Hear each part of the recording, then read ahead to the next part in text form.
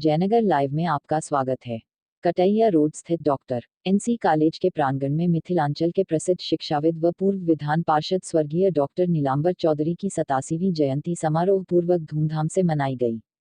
जयंती समारोह का उद्घाटन सूबे के भवन निर्माण एवं शिक्षा मंत्री डॉक्टर अशोक चौधरी ने किया।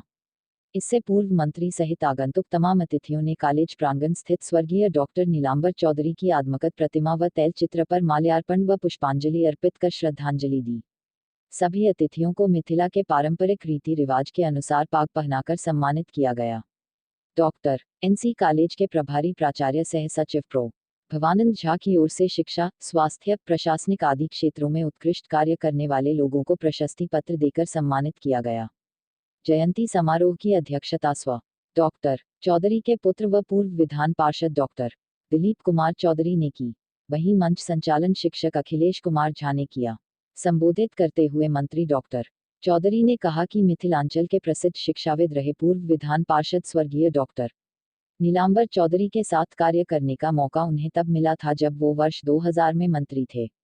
स्व डॉक्टर चौधरी समरस समाज के प्रणेता थे। राजनीति और जात पात से ऊपर उठकर उनके द्वारा किए गए कार्यों को कभी भुलाया नहीं जा सकता है। शिक्षा के क्षेत्र में उन्होंने मिथिलांचल का खूब विकास किया। उनके बताए मार्गों पर चलकर ही हम उन्हें सच्ची श्रद्धांजलि दे सकते हैं। मंत्री ने कहा कि प्यार मोहब्बत से शिक्षा व्यवस्था में अब सुधार संभव नहीं है। अब हाई एंटीबायोटिक की जरूरत है। मुख्यमंत्री नीतीश कुमार की सरकार शिक्षा व्यवस्था को सुदृढ़ करने जा रही है। प्राथमिक विद्यालय में अभी भी शिक्षक कार्य नहीं कर रहे हैं।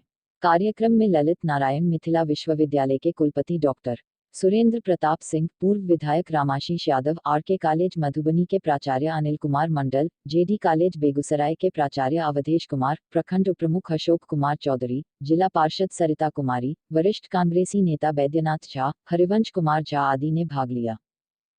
और हम सब लोग उसी में उपस्थित हुए हैं जयंती समारोह में। और निश्चित रूप से लंबे समय से जब हम 2000 में मंत्री थे तो हम उनके साथ हमको काम करने का मौका मिला था। उनके पुत्र दिलीप चौधरी जी हमारे बड़े भाई की तरह हैं। पिछले साल भी हम इस कार्यक्रम में आना चाहते थे लेकिन संयोगवश कुछ कारणवश नहीं आ सके। उन्होंने आज आग्रह किया तो इस कार्यक्रम में हम शामिल हुए हैं। शिक्षा जगत में कोई कार्यक्रम हो और उसमें अगर आग्रह किया जाए तो हम समझते हैं जाना चाहिए। शिक्षकों को भी कुछ बात कहने का मौका मिलता है, शिक्षकों से कुछ बात समझने का भी मौका मिलता है, इसलिए हम इस कार्यक्रम में शामिल हैं। समाज के अंतिम पायदान के व्यक्ति से लेकर समाज के प्रबुद्ध लोग के स्नेह प्रेम आपात उनका भेटलन हम अनुग्रहित छी। हक रहे हमरा तेहन पिता के हम पुत्र छी। हम आशा करे छी जे उनकर मार्गदर्शन पर बताएं चलवा के प्रयास करी और समाज में ये एकता और एकरूपता लाखक के वो प्रयास करे कोई के समाज जोड़ कर चले और आज के दिन में समाज ऐसे बढ़े छे। ये आप आए हैं वो काम तो करिए। कम से कम जो मिनिमम रिक्वायरमेंट आपका है, आपकी बहाली हुई थी 4000 से, आपकी बहाली हुई थी 4000 से और आज आप 26-27 हजार पा रहे हैं। आज एक जो प्राइवेट स्कूल है यहाँ पर अगर बेनीपट्टी का, उनके जो विद्यालय के शिक्षक हैं उनको 7,000-8,000 मिलता है। उनकी पढ़ाई देखिए कि वो कैसी पढ़ाई कराते हैं और आपको 26-27 हजार मिल रहा है लेकिन आप पढ़ाना नहीं चाहते हैं। कैसे हमारी शिक्षा व्यवस्था सुधरेगी? जब हमारा प्राथमिक जटमरा जाएगा तो हम कैसे आने वाले जो उच्चतर शिक्षा है, जो हम माध्यमिक विद्यालय है, हाई स्कूल है, जो हमारे कॉलेज हैं, वहां कैसे विद्यार्थी हम भेजेंगे? पहले हमारे यहाँ 1 करोड़ 15 लाख के आसपास बच्चे हुआ करते थे हमारे विद्यालयों में, घट के आगे 80 हजार के आसपास, 80 लाख 90 हजार के आसपास। क्यों विद्यालय में हमारे विद्यार्थी घट रहे हैं? इसकी भी तो चिंता होनी चाहिए। हम मानते हैं कि आपको भी सब कुछ मिलना चाहिए, आपको भी सुविधा सरकार को देना चाहिए, आपको भी व्यवस्था अच्छी होनी चाहिए, लेकिन एक तरफा प्यार कैसे चलेगा? एक तरफा प्यार सिर्फ आप सरकार से चाहिएगा कि सरकार सिर्फ आपको प्यार करे और आप सरकार को जो हमारे बच्चे हैं, गरीब के बच्चे हैं, उनको पढ़ाने में, उनकी क्वालिटी एजुकेशन को बढ़ाने में आपकी कोई भूमिका नहीं रहेगी तो एक तरफा प्यार कितना दिन चलेगा? इन सब चीजों को भी देखने की जरूरत है। जहां तक हायर एजुकेशन पर वीसी साहब अपनी बात को रख रहे थे कि शिक्षा की जो स्थिति हमारे यहाँ है बहुत अच्छी नहीं है।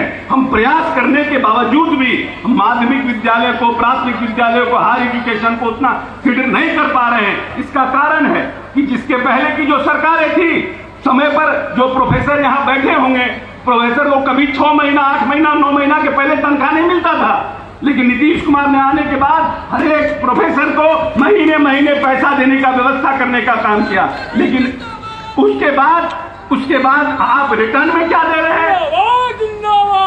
आप रिटर्न में क्या दे रहे हैं?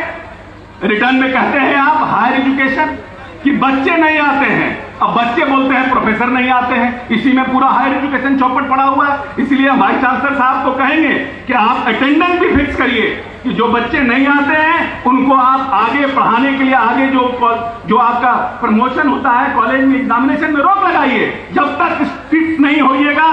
कोरोना आया, अब प्रदेश शिक्षा को एंटीबायोटिक की जरूरत है। प्यार मोहब्बत से शिक्षा व्यवस्था सुधरने वाला नहीं है। इसको चाहिए, अभी कोरोना का जब समय आया लोगों को स्टेरॉइड लेना पड़ा कोरोना से ठीक होने के लिए। इसीलिए शिक्षा व्यवस्था को ठीक करने के लिए अब एंटीबायोटिक की जरूरत है। प्यार मोहब्बत से शिक्षा व्यवस्था नहीं सुधर सकता है। जब तक पढ़ाई नहीं होगी तब तक यह शिक्षा व्यवस्था बिहार का सुधर नहीं सकता है। और मेरी विरासत क्या है? मेरी विरासत है कि हमारे यहाँ नालंदा और विक्रमशिला जैसे विश्वविद्यालय हुआ करते थे, जहाँ देश के दूसरे देश से लोग हमारे यहाँ पढ़ने आते थे। हमारी बौद्धिक क्षमता जिसकी कोई कल्पना नहीं है। पूरे हिंदुस्तान का IAS, IPS और इंजीनियरिंग का रिजल्ट उठाकर देख लीजिए, 70%, 50% बिहारी लोग रहते हैं उसमें। तो हमारा DNA पढ़ने पढ़ाने का है।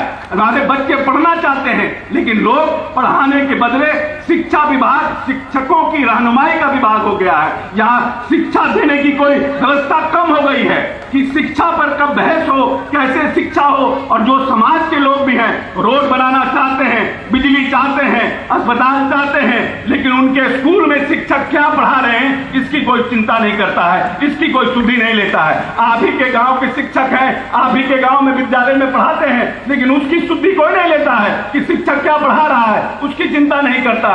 रोड के लिए चिंता करता है, बिजली के लिए चिंता करता है, अस्पताल के लिए चिंता करता है, स्कूल में पढ़ाई क्या हो रही है इसकी चिंता नहीं करता। जब तक समाज जागृत नहीं होगा, जब तक समाज शिक्षा के लिए आंदोलन नहीं करेगा, जब तक शिक्षा समाज इस प्रदेश में सरकार पर और शिक्षा व्यवस्था पर दबाव नहीं बनाएगा, तब तक इस बिहार की शिक्षा व्यवस्था सुधरने वाली नहीं है। हमारे नेता चाहते हैं कि हमारा विश्वविद्यालयों का एकेडमिक कैलेंडर ठीक हो, हमारे बच्चों को समय पर रिजल्ट मिले, हमारे बच्चे समय पर पढ़ाई करें, हमारे बच्चों को इस प्रदेश से बाहर जाना नहीं पड़े। लेकिन तालमेल की जरूरत है। जब तक सरकार एक तरफा आपसे प्यार कर रही है, आप शिक्षा पर ध्यान नहीं दीजिएगा तो ये दोनों काम नहीं चलेगा। इसलिए इन्हीं चंद बातों के साथ हम दिलीप चौधरी जी को कोटि कोटि धन्यवाद देते हैं और जो शिक्षाविद यहाँ आए हैं उनसे भी आग्रह और निवेदन करते हैं, अगर चाहते हैं कि बिहार 21वीं सदी का बिहार बने, इसके लिए हमें शिक्षा पर सबको मिलकर काम करने की जरूरत है। इन्हीं शब्दों के साथ बहुत बहुत धन्यवाद। निलंबर चौधरी जी की स्वर्गीय निलंबर चौधरी जी को श्रद्धांजलि अर्पित करते हुए तमाम यहाँ जो शिक्षाविद बैठे हैं उनको हम नमस्कार और प्रणाम करते हैं। जय हिंद, जय भारत। बहुत बहुत सबके आभार।